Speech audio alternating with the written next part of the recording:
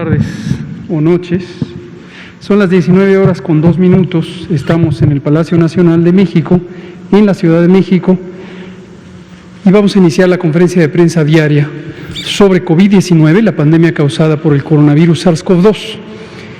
Hoy vamos a tener información, igual que en otras ocasiones, sobre el avance del programa de vacunación contra el COVID, pero antes la información sobre el estado que guarda la epidemia en el país, después de que tenemos ya, como lo comentábamos esta mañana, 10 semanas consecutivas de reducción sostenida de la epidemia.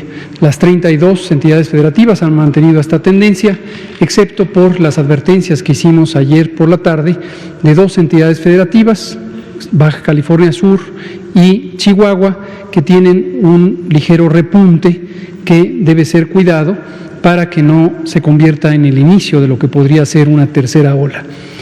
No solamente es de interés lo que ocurra en cada una de las entidades federativas, sino cómo cada una de ellas contribuye a la epidemiología general del país.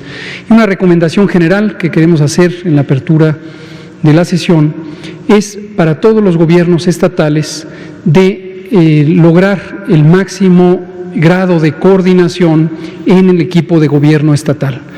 Las secretarías de salud, las personas titulares, secretarias, secretarios, son en los casos de los 32 entidades federativas personas a quienes respetamos mucho, consideramos muy competentes y tienen además equipos técnicos formidables, especialmente en las áreas de salud pública, gente con mucha experiencia, y consideramos que es sumamente importante que las recomendaciones técnicas que emiten estos grupos técnicos sean considerados con toda la cautela, con todo el rigor, aun cuando a veces ciertas recomendaciones pudieran entrar, como decimos, en tensión con otros propósitos.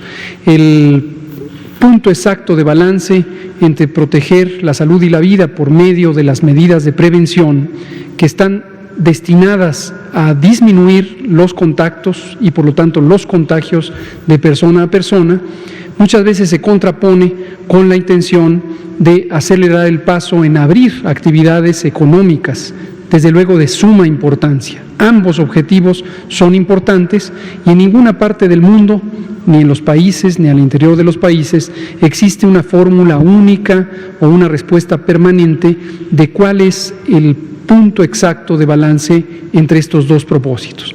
Y por eso es muy importante que las reflexiones, las deliberaciones y las resoluciones gubernamentales se tomen considerando los distintos aspectos de estas perspectivas que tiene la salud, la economía, el bienestar social, etcétera, etcétera, etcétera. Por eso queremos hacer hoy este señalamiento, porque indudablemente conforme avanzan los días, pudiera acercarse el momento de una posible tercera ola. Esto lo hemos venido señalando desde antes de la Semana Mayor, y consideramos que la movilidad de las personas durante las vacaciones, quienes las tomaron así en la Semana Mayor, pueden contribuir a la propagación de la enfermedad.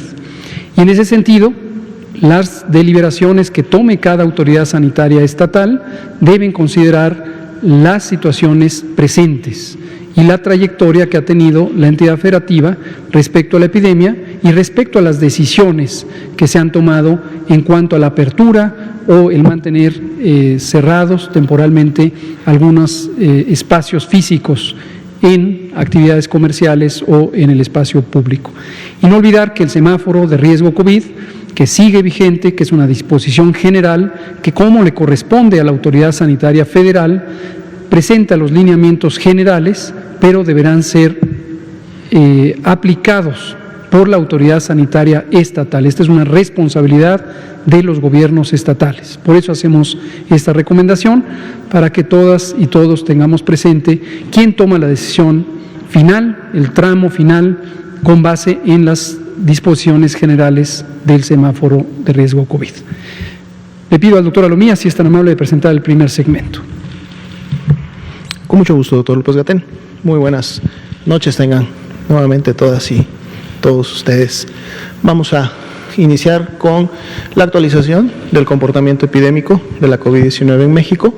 Como hemos venido comentando, continúa este descenso, esta tendencia descendente que hemos visto en las últimas 10 semanas y que para efecto de las 2 últimas semanas graficadas, es decir, la 11 y la 12, es de un menos 22%, el cual también ha representado obviamente un descenso en una misma semana de un nivel importante como lo hemos visto en semanas previas.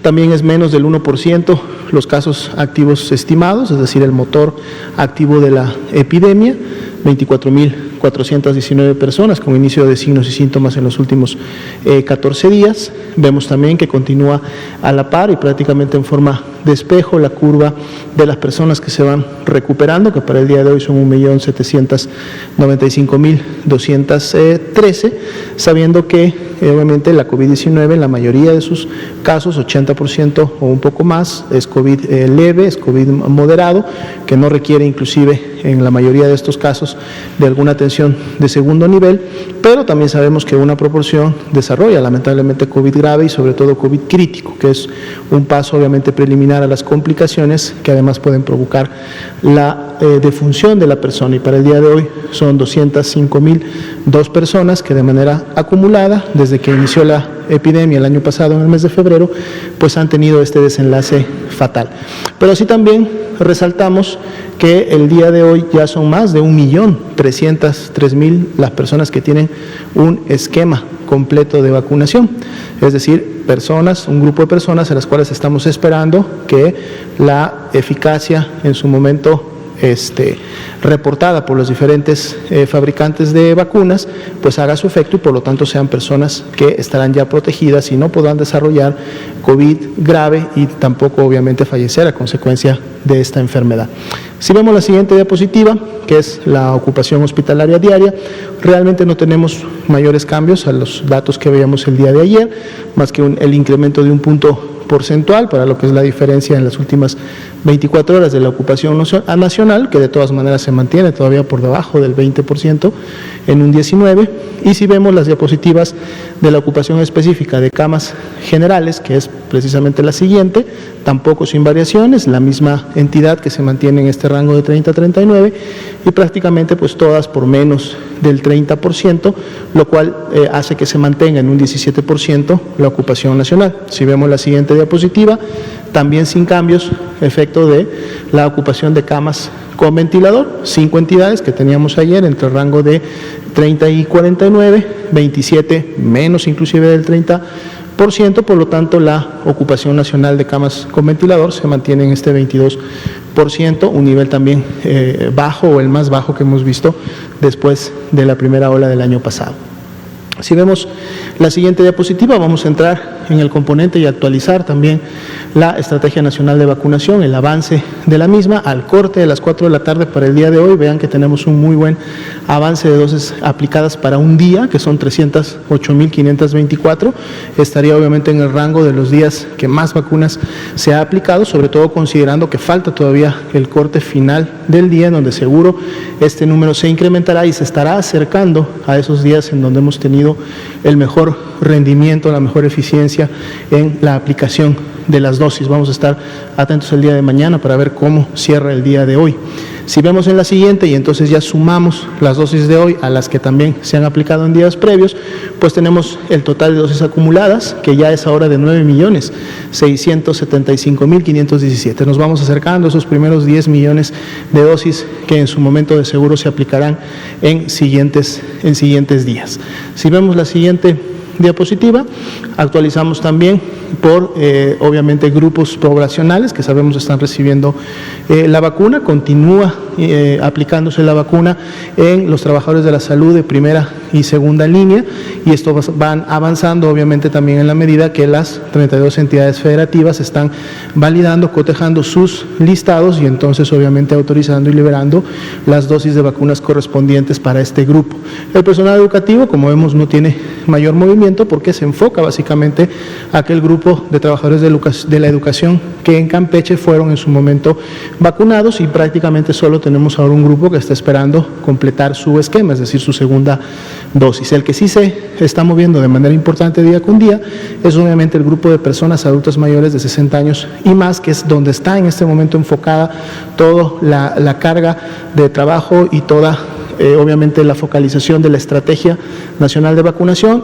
Ya para el día de hoy, con medios esquemas, 7.030.219 adultos mayores, e inclusive ya con esquemas completos, 596.657. Y esto es lo que esperamos, que en siguientes días obviamente tenga un mayor crecimiento para efectos de los grupos. Si vemos la siguiente diapositiva, actualizamos también el tema de los eventos supuestamente atribuibles a vacunación e inmunización. Sabemos que día con día se van notificando más eventos. Para el día de hoy, los eventos acumulados desde el 24 de diciembre del año pasado que inició la vacunación son 14.083, pero destacamos que prácticamente todos, más del 99% de estos eventos son de tipo no grave, es decir, son las reacciones locales o temporales que son normales para cualquier tipo de vacuna que se aplica. Y menos entonces de ese 1% representan ESAVIS graves que han requerido de algún seguimiento y una atención, digamos, más especializada, pero que hasta el momento han evolucionado de manera satisfactoria. Ahí llamamos la atención al porcentaje total de ESAVIS que hasta el momento se han presentado. Si recuerdan, cuando iniciamos en un momento con esta vigilancia, empezábamos con niveles de 0.6, 0.5. En la medida que la vacunación ha ido avanzando e inclusive se han incrementado, como lo acabamos de ver, las dosis de vacunas, no han continuado en el mismo porcentaje los ESAVIS, sino más bien han reducido, han disminuido, y para el día de hoy ya son solo el 0.1%, fuimos bajando 0.5, 4, 0.3, 0.2, hoy 0.1%, y obviamente no hemos tenido ningún evento de gravedad que haya estado asociado como causalidad a la vacuna. Si vemos la siguiente diapositiva, obviamente mantenemos también la distribución por tipo, marca de vacuna, que en su momento del total de dosis que han llegado al país, de estos 15.163.000 ya 420, recordando también que la diferencia que hay de este total de dosis que han arribado al país en relación a las que ya se han aplicado, se encuentran precisamente distribuidas en las entidades federativas, y son las que el día de hoy, el día de mañana, pasado y durante toda esta semana se estarán aplicando a la población de adultos mayores, y pueden ustedes ahí identificar para cada uno de los 5 tipos y marcas de vacuna que México está manejando, pues los números específicos para cada una de ellas. Sería la actualización de los datos de esta noche. Muy bien, pues muchas gracias. Les comparto un par de cosas antes de entrar al siguiente bloque. Lo primero es una buena noticia. Me informa el comisionado federal COFEPRIS, nuestro querido amigo y colega, el doctor Alejandro Sbarch, que hoy la Comisión de Autorización Sanitaria concedió la autorización de uso de emergencia a una nueva vacuna. Esta es una vacuna producida por una empresa de la India que se llama Bharat Biotech, y es una vacuna interesante en términos de su eficacia y de su seguridad. Es comparable a las vacunas ya autorizadas en México, que son las 5 recientemente presentadas, y puede contribuir a ampliar el repertorio de vacunas posibles para México. En este momento no hay ningún plan específico de adquirir esta vacuna, me anticipo a una posible pregunta de ustedes. Sin embargo, hemos considerado que es pertinente que existan resoluciones de autorización de uso de emergencia cuando existe mérito técnico de las vacunas. El Comité de Moléculas Nuevas, renovado, dio su voto unánime y recomendó a la Comisión de Autorización Sanitaria esta autorización, insisto, con el carácter de uso de emergencias. No tiene esta autorización un alcance para que se comercialice la vacuna en México. Es exclusivamente para su uso gubernamental en el contexto del programa de vacunación contra COVID. Pero es una muy buena noticia. En adelante ya comentaremos si es que el Gobierno de México toma una decisión de que esta vacuna pudiera incorporarse en el repertorio de vacunas de la Estrategia Nacional. El segundo elemento es, hoy vamos a iniciar un nuevo ciclo con un cambio de modalidad para abrir al público en general el diálogo, las preguntas que nos han hecho en cantidades importantes a lo largo de todos estos meses directamente a nuestras oficinas por medios diversos, correo electrónico, comunicaciones directas, a través de personas involucradas, y hemos considerado que es muy positivo el tener la oportunidad de escuchar a la ciudadanía directamente, escucharle a usted. Le invitamos a externar, desde luego, preguntas que pudiera usted tener, que hayan quedado como pendientes en caso de haberse formulado anteriormente o que nunca se hayan formulado aquí en la conferencia de prensa. Entonces tenemos unos videos y unos audios que vamos a escuchar primero antes de pasar a la sección de preguntas aquí, y vamos a responder, y sobre esto seguramente nos dará pie a elaborar sobre la materia. Por favor. Hola, mi nombre es Perla Rosas y soy de Ciudad de México. Mi pregunta es la siguiente. Si mi mamá es alérgica a las sulfas, ¿puede aplicarse la vacuna de Pfizer o hay alguna otra alternativa para personas con este tipo de alergia? Muchas gracias. Las vamos a ir respondiendo tal como se presentan. Aquí aclaramos, las personas que han mandado estos videos lo han hecho por motivación propia, no los conocemos o no las conocemos. En alguna ocasión nos ocurrió que una persona trabajadora del gobierno también quiso hacer su pregunta y también, por supuesto, le daremos entrada, pero ninguna de ellas son personas que conozcamos previamente, y es importante también que las preguntas son mucho más de las que se presentan aquí, y nuestro equipo de promoción de la salud, que encabeza el doctor Cortés, a quien ustedes conocen, y a la doctora Arlet Saavedra, que colabora con él, ha hecho un filtrado para garantizar que ninguna pregunta toque los temas que en este momento del periodo electoral no deben ser discutidos en foros gubernamentales, y también para que sean relevantes a la materia que nos ocupa, que es la pandemia de COVID. Esta es una pregunta que ha sido repetida, ustedes mismas como reporteras y reporteros la han formulado e insistimos en responderla. La vacuna de Pfizer-BioNTech se ha asociado con alergias de consideración, no en todos los casos es una alergia grave, pero puede llegar a presentar reacciones alérgicas las personas que son inyectadas con la vacuna de Pfizer-BioNTech. El antecedente de alergia grave es una contraindicación relativa.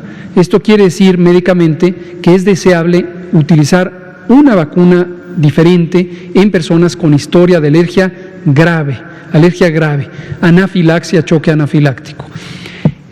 Algunas de las razones o de los productos para los que las personas pudieran ser alérgicas son de especial relación, y específicamente las sulfas. Las sulfas son un grupo de compuestos químicos que se utilizan como antibióticos, como antibacterianos. Cotrimoxazol es la formulación, trimetoprim sulfametoxazol, que es como lo conoce la mayoría de las personas, es una de estas sulfas. Hay varias otras, algunas ya en desuso. Entonces, efectivamente, si una persona tiene historia, como la mamá de la persona que nos pregunta, de alergia a las sulfas, es conveniente que lo declare en el momento de registro de su vacunación para que no le sea aplicada esta vacuna y se busque una alternativa entre las otras 4 posibles vacunas que no están asociadas con reacciones alérgicas. Por favor, vamos a la segunda. Hola, buen día, mi nombre es Alfonso Camacho y bueno, tengo unas preguntas para hacer. La primera, ¿cuáles son las contraindicaciones contra la vacuna del COVID-19? La segunda, ¿qué tiempo tenemos que esperar dentro del lugar de vacunación para ver que no tengamos alguna reacción grave? Y 3, ¿qué acciones son las que realizan en caso de presentar algún tipo de reacción grave? Muchas gracias por esta pregunta también. Se relaciona con la anterior. Contraindicaciones, no existe ninguna absoluta. Distinguimos en medicina las contraindicaciones relativas, que son aquellas en donde preferentemente no debe usarse un producto y hay que buscar alternativas. Y en otros casos es una contraindicación absoluta, no se debe usar el producto. En el caso de las 5 vacunas de COVID que están disponibles en México, ninguna tiene contraindicación absoluta. La de Pfizer-BioNTech, como ya comentamos, existe una contraindicación relativa, se recomienda que no sea usada en personas con historia de alergia grave, particularmente se conoce la reacción a las sulfas. ¿Qué se hace para prevenir que se presente un fenómeno como una reacción adversa grave o responder oportunamente a esta? Por eso está diseñado el periodo de observación. En el protocolo técnico de aplicación de cualquiera de las 5 vacunas, en todas las entidades federativas, en todos los puestos de vacunación, se tiene la misma dinámica en donde las personas recién vacunadas permanecen en observación durante 30 minutos, observación médica. El equipo médico que forma parte del operativo de los puestos de vacunación está en continua observación de las personas. Y periódicamente se les va preguntando si tienen alguna molestia. Por supuesto, se les instruye para que declaren si es que presentan alguna molestia, dolor, mareo, sensación de que se van a desmayar, náusea, etc. Hemos detectado algunas de estas reacciones que las informamos todos los días, como mareo, alguna persona ocasionalmente se ha desmayado, dolor de cabeza, a veces ha presentado vómitos. Para evitar que se presente una complicación mayor y que pudiera ser con un desenlace muy adverso, se tiene ahí mismo en los puestos de vacunación una unidad de respuesta de emergencias. En muchos de los casos está a cargo de médicas y médicos y enfermeras y enfermeros especialistas en medicina crítica o en atención de emergencias. Se tiene lo que se conoce como un carro de paro, se tiene un desfibrilador, se tiene una ambulancia accesible. Esto es precisamente como una medida de seguridad para garantizar que las personas, si llegaran a presentar un evento de importancia, puedan ser canalizados oportunamente. Y como relatamos también todos los días, en algunos casos hemos tenido que transferir a personas al hospital y afortunadamente ha funcionado muy bien el mecanismo de protección. Por favor, tercera. Hola, buenas tardes. Mi nombre es Ivette y soy del estado de Guerrero. Me gustaría saber si es posible que se compartan los datos elementales del proceso de aplicación de vacunación, como la ubicación de los puestos que se encuentran funcionando en los municipios. Gracias. Muchas gracias a esta pregunta, Ivette. Efectivamente, esto es algo que hemos comentado. Los puestos no son fijos, son en su gran mayoría puestos itinerantes. Esto quiere decir, se instalan a veces en un edificio fijo, como un hospital, por ejemplo, o en múltiples centros de salud, pero su duración es limitada, es solamente por el periodo en que están activos para el municipio o población para la que fueron destinados. En la mayoría tienen vigencia de 1 o 2 semanas y posteriormente, cuando se culmina con la etapa de vacunación, se cierra el puesto de vacunación hasta que venga la siguiente etapa. Localmente se difunde la información a nivel del Estado, a nivel de los municipios y desde luego a nivel de las localidades. En esto enfatizamos, es muy importante el operativo Correcaminos porque nos permite vincular a través de múltiples oficinas públicas a las personas. Y la colaboración de los gobiernos estatales es uno de los elementos muy importantes para lograr el mayor éxito de la vacunación. En la mayoría de los casos, los gobiernos estatales han contribuido a esta coordinación para la correcta instrumentación de este programa del Gobierno de México. Gracias. Vamos a ver la cuarta.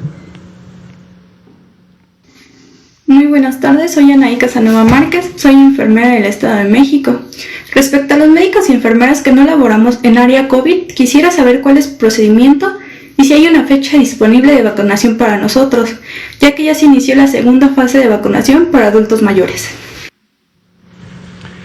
Muchas gracias. La primera fase en realidad es la fase que comprende al personal de salud y a las personas adultas mayores. Agradecemos la pregunta, pero precisamos lo que dijo la compañera enfermera, que no es que ya inició la segunda fase. La segunda fase es la que está identificada por la vacunación de personas mayores de 50 años en adelante. Aquellas personas que ya fueron vacunadas en la etapa 1, 60 y más años de edad, pues desde luego ya quedaron resueltas. Pero asumimos que pudiera haber algunas personas que por distintas circunstancias no fueron cubiertas durante la etapa 1, tienen 60 o más años de edad y de todos modos serán reconsideradas en la etapa 2 cuando esté pendiente su vacunación. Respecto a las personas profesionales de la salud que no están en la primera línea o en la segunda línea, hemos comentado que se hizo desde el principio una especificación de qué quiere decir esto. La primera línea es personal que está en las unidades COVID declaradas, establecidas, tanto del sector público como del sector privado, y que están atendiendo continuamente a personas que tienen COVID. La segunda línea, estas son denominaciones técnicas, nada tiene que ver con la preferencia o la calidad del trabajo, tiene que ver solamente con la proximidad al riesgo de exposición al virus SARS-CoV-2. La segunda línea son personas que trabajan con pacientes, es decir, personal clínico, no solamente médicas y médicos y enfermeros y enfermeras, sino también otras 11 categorías laborales de personas que están en contacto cercano con enfermos, personas enfermas, pacientes, y que asumimos, dada la amplia distribución del virus SARS-CoV-2, pudieran ser personas enfermas de COVID y por lo tanto poner en riesgo de contagio a las personas trabajadoras de la salud. La tercera línea son todos los demás personas trabajadoras de la salud que no están en contacto con pacientes. Un ejemplo, quienes somos funcionarios en oficinas gubernamentales, pero ya no estamos en el mundo clínico, nosotros somos tercera línea en ese sentido y no somos elegibles en este momento para vacunar. Una vez que sigan avanzando las siguientes etapas del plan, desde luego que, de acuerdo a la edad, todas las personas serán consideradas independientemente de su ocupación. Gracias. El audio 1. Evangelina Marín Cid, tengo 55 años. ¿Cuántos tiempos me va a proteger la vacuna del COVID-19? Muchas gracias a la señora Marina Cid, asumo que de Yucatán. Comenta que cuánto tiempo durará la inmunidad. Esto es algo que hemos tratado aquí múltiples veces, lo ha preguntado Marco Antonio Olvera, lo ha preguntado Arturo Contreras, Damián Duarte, muchos de ustedes lo han preguntado. Reiteramos, hasta el momento la información científica disponible en el mundo puede documentar que hasta 8 meses las personas que ya tuvieron COVID, 8 meses atrás, o que fueron vacunadas por el periodo que lleva la vacunación, incluyendo los ensayos clínicos, hasta 8 meses de duración. Eso quiere decir que es el conocimiento disponible, pero siguen en curso varios estudios en muchas partes del mundo que nos irán dando luz de la posible duración más larga de la inmunidad. Conforme vayan publicándose estos artículos, vamos a tratar de hacer la rutina de detectarlos y comentarlos para ir dando la noticia de cuál es la duración máxima científicamente documentada. Ojalá que sea muy prolongada. Esto ayudaría, por un lado, a extinguir la epidemia en los distintos territorios y ojalá en el conjunto del mundo, y segundo, tener la posibilidad de que no se requiera aplicar anualmente o periódicamente la vacuna, como ocurre con otras vacunas relativamente imperfectas, como es la vacuna de la influenza. Por favor.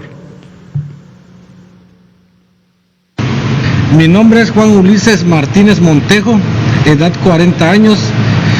¿Me puedo contagiar de COVID-19 aún teniendo las 2 dosis? Gracias, señor Montejo. ¿Se puede o no una persona contagiar de COVID-19 por el virus o presentar enfermedad COVID en caso de que ya tenga las 2 dosis de vacuna? Como comentábamos en otras ocasiones, las vacunas tienen múltiples propósitos, múltiples capacidades de protección. Pueden proteger contra la infección, pueden proteger contra la enfermedad, pueden proteger contra la enfermedad grave y desde luego pueden proteger contra la posibilidad de morir como consecuencia de la enfermedad. No necesariamente la potencia, conocida como eficacia, para cada uno de estos propósitos es la misma. Y en las vacunas COVID, contra el COVID, contra el virus SARS-CoV-2, que hasta el momento están disponibles en el mundo, en general protegen muy bien todas ellas para el peligro de morir o para el peligro de tener enfermedad grave. Algunas no son tan eficaces para proteger contra el peligro de enfermedad en general. De hecho, la mayoría tienen eficacias menores al 100% para enfermedad en general, sobre todo la enfermedad leve. Ayer Blanca Valadez de Milenio comentaba el caso del presidente de Argentina, nuestro muy apreciado presidente Alberto Fernández, y usábamos el ejemplo de una persona que conocemos fue vacunada con una de las mejores vacunas disponibles, Sputnik V, y sin embargo ha anunciado que se contagió de COVID, pero tiene enfermedad leve. Esto no es ningún misterio ni es contrario a la información disponible, porque la vacuna le protege de enfermedad grave al 100%, sin embargo, no necesariamente le protege de presentar una enfermedad leve. Por cierto, esta mañana intercambiamos mensajes con la ministra de Salud de Argentina, nuestra colega Carla Bizzotti, la doctora nos comentaba que efectivamente, como el propio presidente lo ha hecho público, sus síntomas son verdaderamente mínimos. Tuvo febrícula, 37.2 o 37.3 de temperatura, un día y medio, y después no ha tenido ni siquiera dolor de cabeza o fatiga. Por lo tanto, sigue en este momento con enfermedad leve y ojalá permanezca así y se resuelva muy pronto. Por favor. Buenas tardes. Sonia Martínez Telles, ¿cuándo estarán disponibles las vacunas de COVID-19 para niños y jóvenes de 0 a 19 años?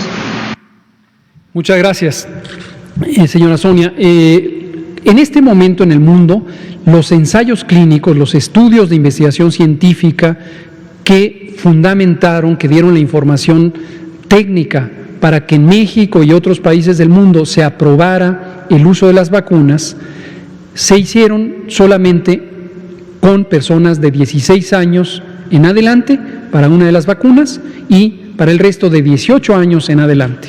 Por lo tanto, no existe evidencia científica directa de la seguridad y la eficacia de estas vacunas en personas menores de 18 años. Y esto, en términos de los estándares de la regulación sanitaria, para lograr la máxima protección de las personas, hace que ninguna autoridad sanitaria del mundo conceda autorización de uso en personas que no son adultas, o excepto el caso concreto de 16 a 18 años. Y en su momento, las compañías farmacéuticas responsables de estas vacunas, propietarias de las patentes de estas vacunas y las instituciones académicas que participan en la investigación, empezaron ya los estudios para personas menores de 16 años. Prácticamente todas, Pfizer, Astra, Sputnik y posiblemente las 2 vacunas chinas, nos consta de las 3 primeras, ya están en curso con ensayos clínicos para personas menores de 16 años. ¿Cuánto va a tardar en tenerse los resultados? No lo podemos garantizar, pero de acuerdo a la experiencia, es posible que en julio o agosto ya aparezcan algunas de las publicaciones que indican si la vacuna es segura y es eficaz en menores de edad. También por la experiencia y el conocimiento de las características de las vacunas, consideramos que es altamente probable que esos estudios lleguen a la conclusión de que efectivamente la vacuna es segura y es eficaz en personas menores de edad. Cuando eso ocurra, revisaremos las indicaciones de uso, las autorizaciones de uso de emergencia y deseamos, supongo la mayoría de los gobiernos, definitivamente es el caso del Gobierno de México, que se amplíe la indicación de uso para también poder proteger de manera directa a personas menores de edad. El cuarto y el último, gracias. Mi nombre es María del Rosario Domínguez Soberano, tengo 53 años de edad. La pregunta que hago es, ¿cuánto tiempo después de haber tenido COVID-19 es conveniente vacunarme? Muchas gracias, señora Domínguez. Esta pregunta también ha sido reiterada, nos la han hecho en los puestos de vacunación, a veces la han hecho ustedes también y por eso también la seleccionamos. En general, cuando una persona ha padecido alguna enfermedad, particularmente enfermedades que pueden causar fiebre, y casi todas o una gran mayoría de las enfermedades infecciosas están en esa situación, es preferible no vacunarse. La razón principal es una medida de precaución para que no se confunda la posible existencia de la enfermedad infecciosa, ya sea porque recayó la persona o porque se prolongó el estado de enfermedad, y los síntomas, fiebre, cansancio, dolor, etcétera, no se confundan con posibles reacciones a la vacuna. Y de manera un tanto arbitraria se ponen plazos o intervalos entre la resolución de una enfermedad y el momento de vacunación para casi todas las vacunas. Esto pasa también con las vacunas de la infancia, y cualquiera que ha llevado a su hija, hijo o algún familiar menor de edad a vacunarse recordará que le preguntan si ha tenido algún síntoma, y si refiere que tuvo algún catarrito, le dicen no se puede vacunar, vuelva en 15 días, por ejemplo. Es más o menos arbitrario el tiempo, no hay una razón biológica única. En el caso de vacunas contra COVID-19 durante el periodo epidémico, hemos establecido, en coincidencia con lo que recomiendan otras agencias de regulación sanitaria y de salud pública del mundo, que al menos haya transcurrido un mes completo, al menos 30 días entre que una persona resolvió su estado de enfermedad COVID y que se pueda vacunar. Esto es importante porque también ayer conversábamos sobre esto y se hacía la pregunta respecto a nuestro presidente, el licenciado López Obrador, y justamente lo que él mismo comentaba esta mañana cabe en ese espacio que está escrito desde hace varios meses en nuestros documentos técnicos como una recomendación del intervalo entre la resolución completa de los síntomas y el momento de vacunación. Entonces, esto hay que tomarlo en cuenta.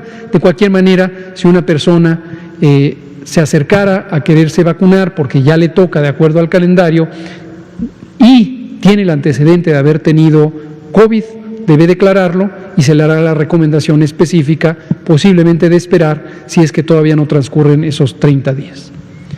Creo que es la última. Muchas gracias. Vamos a abrir entonces, doctor Salomía, por favor. Con su permiso, para cerrar esta parte del bloque, precisamente pues invitar y por lo tanto animar a las personas a participar del mismo. Este es un componente, un bloque que estará llevándose a cabo en siguientes conferencias en próximas semanas. ¿Y cómo lo pueden hacer? Enviando su video con su pregunta o su audio con su pregunta al correo oficial buzon.covid@salud.gov.mx. Lo repito, buzon.covid@salud.gov.mx. es la manera como pueden participar con sus preguntas. Gracias. Muchas gracias. Vamos a empezar por acá. Demián Duarte, Marco Antonio Olvera, Miguel, Blanca, y nos seguimos. Arturo Contreras. Sí, gracias, doctor López-Gatell, doctora Salomía, gusto en saludarlos, también a los compañeros y al auditorio que nos escucha. Una pregunta muy específica. Hoy le hice un agradecimiento público al presidente de la República. Hoy empezaron la vacunación en mi ciudad, que es Hermosillo, y estamos muy agradecidos. Hay 68,000 razones para darles el agradecimiento, ¿no? Entonces, muchas gracias. Y bueno, en relación con esto, al doctor López-Gatell, preguntarle qué puede esperar, qué clase de expectativa puede tener una comunidad de un poco más de 1 millón de habitantes, como es Hermosillo en particular, a la hora que se inocula la vacuna, pues en la población de adultos mayores, en este caso, bueno, pues de 65 para arriba. ¿Qué tipo de expectativa podemos tener? Y les quiero hacer una segunda pregunta. Hoy el doctor Jorge Alcocer hablaba de que le hubiera preferido que se le pusiera la vacuna patria, ¿verdad? Lo cual, bueno, pues obviamente nos da también pues mucho ánimo patriótico a todos. Quisiéramos que ya tuviéramos nuestra propia vacuna.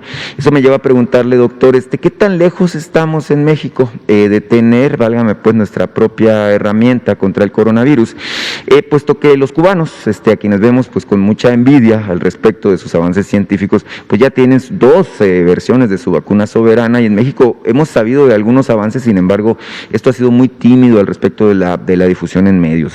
Muchas gracias. Muchas gracias, gracias Demián, con mucho gusto. Efectivamente, iniciamos ya la vacunación en Hermosillo, Sonora, y en todas las capitales de entidades federativas del país, incluso en algunas ciudades grandes de alta afluencia de personas externas que no son capitales. Algunos ejemplos que hemos mencionado son Tijuana, Baja California, donde tenemos ya un avance muy grande de vacunación, y también Acapulco, Guerrero, por mencionar solamente dos. ¿Qué se espera?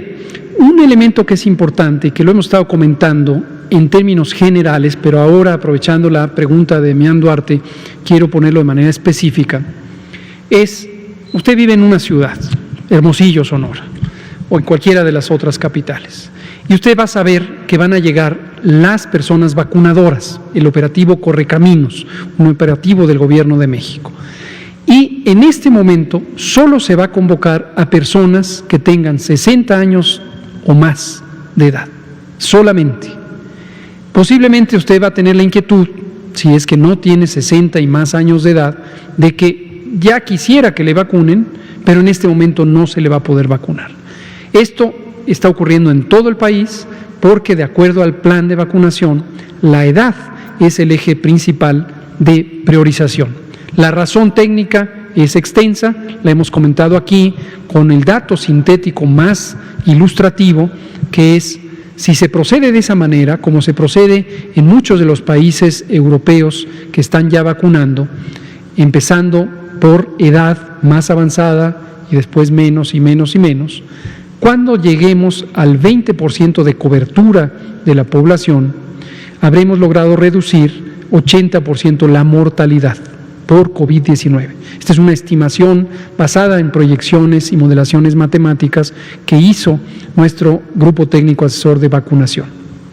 Sintetiza los múltiples beneficios. Por supuesto, también veremos una reducción de la hospitalización, la frecuencia con que se presenta enfermedad grave, y en cierta medida, aunque no será muy notoria solamente con la etapa 1, empezará a ser más notoria cuando se avance en las otras etapas, también se mantendrá una reducción de los contagios. Ahora, regresando a usted que vive en Hermosillo y que puede esperar. Puede esperar que se le convoque a su familiar, mamá, papá, sobrina de edad avanzada, cualquier familiar que tenga 60 y más años. Se le puede convocar, de acuerdo al diseño del operativo local, a que participe apoyando, a que le ayude, asista, si es una persona que necesita asistencia por algún reto de movilidad o cualquier otra razón. Se le notificarán oportunamente a nivel local cuáles son los puestos de vacunación y dónde le toca, la dirección, el horario en el que se espera. Es importante que considere que no se necesita ir a formar a ver si le toca la vacuna, lo que va a estar es citada en un sitio y en un horario específico. Luego, ¿qué se va a esperar? Que cuando acuda a la vacunación ocurra lo que hemos comentado: llegará, se le recibirá, se le tomarán sus datos, se puede pedir la presentación de alguna identificación. Ya hemos aclarado desde hace muchas semanas que no se le tomarán fotos a su credencial de elector, simplemente se registrarán los datos, incluyendo la CURP, la cédula única del registro poblacional, para la identificación y el seguimiento.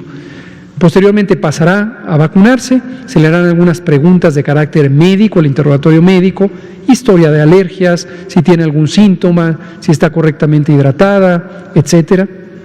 Se le vacunará. Ayer comentábamos, a propósito de una inquietud relacionada con un evento reciente, la importancia de que haya un diálogo claro, y si la persona dice muéstreme la jeringuilla, se le muestra la jeringuilla, se le aplica, etcétera. La inyección se pone en cualquiera de los brazos, en la zona del hombro. Si usted es diestra, muy probablemente será en el lado izquierdo. Si usted es zurda o zurdo, se le pondrá en el lado derecho. Después pasará a esta área del mismo operativo, del mismo puesto de vacunación, donde permanecerá bajo vigilancia médica del equipo médico durante 30 minutos. Si no presenta ninguna complicación, como afortunadamente es la enorme mayoría de las personas, entonces ya se le mandará a su casa, con algunas indicaciones de si llegara a presentar alguna molestia, se le dará algún teléfono de donde debe informar que lo presenta. Ahora, un último elemento que también es importante y por eso aprecio la pregunta, es la perspectiva de la ciudad, de la población. Usted puede esperar que quizás exista algún poco de tráfico si es que el punto de vacunación se puso en una vía de tránsito importante y se está momentáneamente estorbando el tráfico. Sugerimos, pedimos, recomendamos tener paciencia, es por una causa noble. En algunas ciudades existe una gran disponibilidad de espacios públicos. La Ciudad de México, por ejemplo, tiene estadios, tiene teatros, tiene jardines, tiene parques, pero no todas las ciudades tienen la misma riqueza de infraestructura. Y puede ser que haya sido indispensable seleccionar un sitio de fácil acceso, pero que estorbe momentáneamente el tránsito vehicular convencional. Tener paciencia, y esto es una molestia pasajera para un beneficio de largo plazo. Gracias, Damián. La Patria, el proyecto de la vacuna Patria, no daré demasiados detalles porque estamos en espera de la indicación de la doctora María Elena Álvarez Builla Roses, quien es la directora general del Consejo Nacional de Ciencia y Tecnología, a quien respetamos y apreciamos muchísimo y agradecemos muchísimo toda la ayuda que le ha dado al operativo de respuesta a COVID. Y ella, entre sus características, las características de su gestión, incluye el hecho de que tiene un claro énfasis en que la promoción del desarrollo científico tenga la mayor utilidad social. Ella misma ha destacado en múltiples ocasiones cómo en etapas previas de la historia de México se había orientado la promoción de la ciencia y la tecnología sin una idea clara de su beneficio social. Dado que en este momento nos interesa mucho el desarrollo y el bienestar sociales, consideramos que es algo muy acertado. Y esto no está fuera de ello el proyecto de la vacuna Patria. En México no habíamos tenido lo que a veces se conoce como soberanía científico-tecnológica en el campo de las vacunas, lo cual posiblemente, si analizamos las lecciones aprendidas de la historia, debería ser considerado un error o una omisión de las sucesivas administraciones. Y la doctora Álvarez Builla, con CONACYT como institución, han estado trabajando en conjuntar los esfuerzos de nuestra muy poderosa, muy valiosa comunidad científica y tecnológica nacional, que está mayormente en instituciones públicas, pero también vincular algunos elementos de iniciativa privada que tienen el interés patriótico de contribuir a un producto de esta importancia.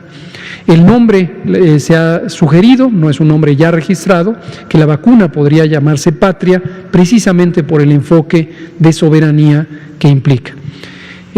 Conocemos que hay un grado importante de desarrollo tecnológico y que es posible que empiece ya el ciclo de investigación clínica con un curso acelerado. Pero estamos en espera de la señal de la doctora Álvarez Builla para que invitarla y que nos comente esto de manera directa aquí o incluso en la conferencia matutina del presidente. Muchas gracias. Marco Antonio Olvera, Blanca Valadez, Miguel, por favor. Gracias, doctor. Marco Antonio Olvera, de la revista Énfasis y del canal de YouTube Marco Olvera Oficial. Dos preguntas, si me lo permite. La primera, según el último censo del gobierno norteamericano, en territorio estadounidense hay 37 millones de mexicanos, de los cuales gran parte de ellos han mandado a México más de 30.600 millones de dólares en remesas, una cifra récord en la historia de los migrantes en México. Sobre ese tema yo quisiera preguntarle si la Secretaría de Salud, en conjunto con el secretario de Relaciones Exteriores, Marcelo Ebrard Casaubon, ya tienen un plan para que se pueda vacunar a los migrantes. Se lo digo porque durante la pandemia, el tema álgido de la pandemia, decenas de ellos murieron sin que ninguna autoridad consular de los 50 consulados que existen en Estados Unidos los pudo auxiliar. Unos tuvieron que ser cremados, no han regresado sus cenizas a México y nadie los auxilia. Entonces, quisiera saber si la Secretaría de Salud, en conjunto con el canciller, hay una posibilidad de que se les doten de vacunas, porque muchos de ellos, algunos son residentes, ya están recibiendo las vacunas por parte del gobierno norteamericano, pero no así los miles de migrantes que están indocumentados y que tienen miedo a salir a vacunarse. Cómo no, muchas gracias, Marco Antonio, no solo por esta pregunta, sino por su persistente interés por el bienestar de las personas migrantes. Es algo que apreciamos mucho. Me limito a responder lo que corresponde a la Secretaría de Salud y desde luego esperaríamos la oportunidad en que el canciller o alguien de su equipo comentara sobre los aspectos de la política exterior. Baste decir, solamente sobre esto segundo, que el propio canciller todos los martes presenta aquí en la conferencia matutina del presidente la estrategia de política exterior de respuesta al COVID, que es un elemento muy importante para el operativo, y hay un componente, hoy mismo no lo presentó, pero lo ha presentado en otras ocasiones, que se ejecuta a través de los 50 consulados de México en Estados Unidos, de un programa que se conoce como las ventanillas de salud. Este es un programa que se estableció hace ya varios años, en 2002 originalmente, que es un programa financiado por la Secretaría de Salud y operado en los consulados por nuestro servicio exterior. De modo que conjuntamente la Secretaría de Salud y la Secretaría de Relaciones Exteriores operamos el programa. Es un programa en donde se brinda asistencia y orientación en términos de salud, sobre todo preventiva, medicina preventiva, salud pública, a las personas migrantes que desde luego concurren a las ventanillas. Se le llama ventanillas de forma metafórica, en realidad no es que estén detrás de una ventanilla, a veces es una sala, es un vestíbulo, son distintos espacios apropiadamente establecidos para que existan estas sesiones de consejería.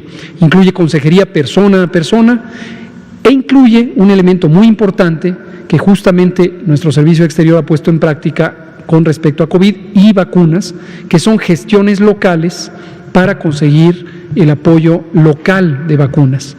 Por distintas razones que incluyen los estándares de regulación sanitaria, no es factible o necesariamente lo óptimo que vacunas que se producen en un país para el uso en ese país se exporten siguiendo a las personas que pudieran recibirlas en el otro lado. Es mucho más conveniente, más fácil y además se puede hacer que cada país vacune a quienes tiene con los productos que tiene. En el plan de vacunación de México no se distingue de manera selectiva nacionalidad. Por supuesto, mucho menos a nuestros connacionales que han tenido residencia fuera de México, aun cuando sea por años, o incluso que nacieran fuera de México y que por los requisitos de ley fueran consideradas personas ciudadanas mexicanas o con nacionalidad mexicana. Pueden venir aquí y ser vacunados. Y el criterio que se atiende es el mismo que para la población nacional permanentemente residente. Ahora, es importante destacar que efectivamente la realidad de las personas migrantes es a veces adversa cuando no existen las garantías legales de protección de sus derechos humanos, incluido el de salud, y entonces carecen de servicios fundamentales. Existen algunas organizaciones, conozco varias en Estados Unidos, que tienen una larga trayectoria de participación en la protección de la salud de las personas migrantes de múltiples nacionalidades, pero con nacionales mexicanas y mexicanos suelen ser los de mayor frecuencia de atención. Y en algunos casos estas organizaciones sociales reciben financiamiento de las ventanillas, son subcontratadas por el programa Ventanillas precisamente por la capacidad que tienen de movilizar recursos, no solamente productos como las vacunas, sino incluso de coordinar el esfuerzo de atención médica en Estados Unidos. El reto es enorme, indudablemente, y el tamaño del reto sin duda supera al acceso que pudiera haber en los 50 puntos localizados en igual número de consulados en Estados Unidos. gracias. Una segunda pregunta. Según reporte de la Organización Mundial de la Salud, la epidemia del COVID-19 en el mundo dejó 2 epidemias latentes: la obesidad y la depresión, consecuencia del confinamiento a las que fueron sometidos la humanidad. En ese sentido, en México, 3 de cada 4 mexicanos son obesos e hipertensos. Yo quisiera saber si la Secretaría de Salud, en conjunto con la iniciativa privada, pese a que ya se están poniendo los niveles de calóricos en los alimentos que se consumen, quisiera saber si la Secretaría de Salud va a emprender una campaña para reducir e insistir el consumo o la ingesta de alimentos chatarra o alimentos fast food, alimentos enlatados, hot dogs, hamburguesas, gaseosas y demás, porque pues obviamente la obesidad y la depresión está dejando en focos rojos el sector salud en México. Muchas gracias. Lástima que me hizo esta pregunta a solo 3 minutos de que acabe el tiempo, porque es un tema de extraordinario interés que hemos tratado varias veces a lo largo de la epidemia, pero su pregunta, que agradezco también, nos motiva a volverlo a tratar y también a invitar a nuestros colegas expertas y expertos en el tema. Para que haya una precisión, COVID, la epidemia de COVID y toda la alteración social que ha producido en el mundo, efectivamente es un determinante directo de la epidemia de depresión y otros trastornos de salud mental. Nuestro equipo de salud mental ha tratado este tema varias veces aquí en la conferencia y ha presentado las distintas acciones que se están emprendiendo en México para prevenir, identificar, tratar y mitigar los efectos en la salud mental de la epidemia de COVID. Pero la precisión es sobre la obesidad. Aquí no debe interpretarse que el COVID produjo una epidemia de obesidad. Todo lo contrario. Todo lo contrario, lo hemos destacado múltiples veces, por eso digo que lamento que se nos está acabando el tiempo. La enorme epidemia de obesidad, sobrepeso, diabetes, hipertensión, múltiples cánceres que padece México desde mediados de los años 80 y que tiene una causa directa claramente identificada por la ciencia de manera muy consistente a lo largo de muchos años y que se llama productos industrializados, procesados y ultraprocesados, lo que popularmente se conoce como comida chatarra o bebidas azucaradas, los refrescos, los falsos jugos, que en realidad son agua azucarada con colorantes y saborizantes artificiales, son los que han causado esta epidemia, mayormente. Se conoce, por ejemplo, y en una ocasión lo presentó el doctor Simón Barquera del Instituto Nacional de Salud Pública, que cerca de más de 40,000 muertes a lo largo de los últimos 10 años se asocian directamente con el consumo de refrescos, tan solo con el consumo de refrescos. Y la tercera parte de las muertes que han ocurrido en México, también a lo largo de cerca de una década, se asocian con el consumo de diversos productos chatarra. Entonces, efectivamente, por eso las políticas públicas encaminadas a la prevención, el control, la rehabilitación de estas epidemias de enfermedades crónicas es una enorme prioridad para el Gobierno de México, desde antes de que existiera el COVID. Pero luego llegó la epidemia de COVID y pudimos constatar, por experiencia directa en México, documentada, y experiencia en otros países, que estas enfermedades crónicas representan uno de los determinantes más importantes del riesgo de morir, o el riesgo de complicarse, o el riesgo de quedar permanentemente con un daño por el COVID. Entonces, esta epidemia es una epidemia importantísima de tratar y requiere esfuerzos muy grandes. Los etiquetados frontales de advertencia fueron una de las primeras iniciativas que tomamos, con enorme resistencia de la industria, con enorme resistencia de la iniciativa privada, pero al fin lo logramos y no vamos a cejar en este empeño de tener múltiples iniciativas que ayuden a controlar esta epidemia. Lo vamos a hacer. Muchas gracias. Ya no doy tiempo, Blanca Valadez, Miguel, Arturo, compañeros, pero mañana seguimos y seguimos con estos temas. Muchas gracias. Hasta pronto. Gracias.